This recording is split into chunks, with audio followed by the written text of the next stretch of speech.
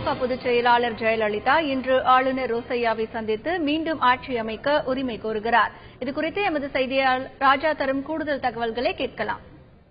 அஇஅதிமுக பொதுச் செயலாளரும் முதலமைச்சருமான செல்வி ஜெயலலிதா 6வது முறையாக தமிழகத்தின் முதலமைச்சராக வரும் 23ஆம் தேதி பதவியேற்க உள்ளார். அதற்கான சிறப்பான ஏற்பாடுகள் சென்னை பல்கலைக்கழக நூற்றாண்டு விழா மண்டபத்தில் தற்போது நடைபெற்று வருகிறது. இந்நிலையில் இன்று மாலை ஆளுநரை முதலமைச்சர் செல்வி ஜெயலலிதா சந்தித்து ஆட்சி அமைக்க உரிமை கோர உள்ளார். இந்த சந்திப்பு 4 மணியளவில் நடைபெறும் என்று எதிர்பார்க்கப்படுகிறது. நேற்று கட்சியினுடைய அதிமுகவினுடைய தலைமை அலுவலகத்தில் 133 எம்எல்ஏக்களுடைய கூட்டம் நடைபெற்றது. அதில் 132 பேர் தான் பங்கேற்றனர். அதாவது திருப்பரங்குன்றம் எம்எல்ஏ உடல்நலக் குறைவு காரணமாக அவருடைய மகன் அவருடைய ஆதரவு கடிதத்தை கொண்டு வந்து கொடுத்தார். இந்த கூட்டத்தில் ஒருமனதாக முதலமைச்சர் செல்வி ஜெயலலிதா அஇஅதிமுகவின் சட்டமன்ற கட்சித் தலைவராக தேர்ந்தெடுக்கப்பட்டார்.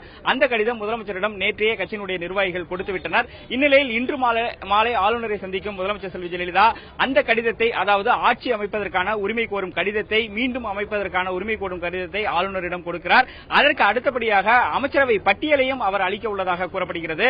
இதற்கான ஏற்பாடுகள் தற்போது செய்யப்பட்டு வருகின்றன.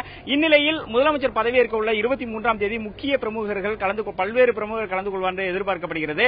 ஏற்கனவே முதலமைச்சருக்கு பல்வேறு தலைவர்கள் வாழ்த்து தெரிவித்திருந்தனர். பாரத பிரதமர் நரேந்திர மோடி மற்றும் பாரதிய ஜனதா கட்சியினுடைய தலைவர் அமித்ஷா, அதேபோல் மத்திய அமைச்சர் அருண்ஜேட்லி, ஒரிசா முதலமைச்சர் நவீன் பட்நாயக் உள்ளிட்ட பல்வேறு தலைவர்கள் வாழ்த்து தெரிவித்திருந்தனர். இந்நிலையில் அவர்கள் அனைவரும் அழைக்கப்படலாம் என்று தெரிகிறது. பாரதிய ஜனதா கட்சியின் சார்பாக மத்திய அமைச்சர்கள் மற்றும் முக்கிய பிரமுகர்கள் இதில் கலந்து கொள்வார்கள் என்றும் தெரிகிறது.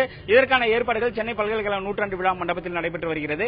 இந்நிலையில் தற்போது அஇஅதிமுகவினுடைய தலைமை அலுவலகத்தில் 5 மாவட்ட செயலாளர்கள் மற்றும் முக்கிய நிர்வாகிகள் கூட்டம் நடைபெறுகிறது. அதாவது சென்னை, திருவள்ளூர், காஞ்சிபுரம், கடலூர், விழுப்புரம் ஆகிய 5 மாவட்டங்களைச் சேர்ந்த முக்கிய நிர்வாகிகள் தற்பொழுது இந்த கூட்டத்தில் பங்கேற்று வருகின்றனர். இதில் 23ஆம் தேதி பதவியேற்றுக் கொள்ள வரும் முதலமைச்சர் செல்வி ஜெயலலிதாவுக்கு எதுபோன்ற வரவேற்பு கொடுக்க வேண்டும், அந்த விழா ஏற்பாடுகள் எதுபோன்று செய்ய வேண்டும் என்பது குறித்து முழுவதுமாக தற்பொழுது இவர்கள் ஆலோசனை நடத்தி வருகின்றனர்.